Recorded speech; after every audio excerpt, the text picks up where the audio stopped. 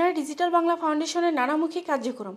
দেখুন ইতালির বিশেষ প্রতিনিধি আবুল কালাম আজাদ মিঠুর পাঠানো ডেস্ক রিপোর্ট। একটি স্বপ্ন, যা বাংলাদেশের সাম্প্রতিক সময়ে সবচেয়ে আলোচিত বিষয়। আমরা জানি বিরাট এক পরিবর্তনের মধ্যে দিয়ে বাংলাদেশ এখন এগিয়ে চলেছে। সমাজে নারীরা আজ আর বোঝা নয়।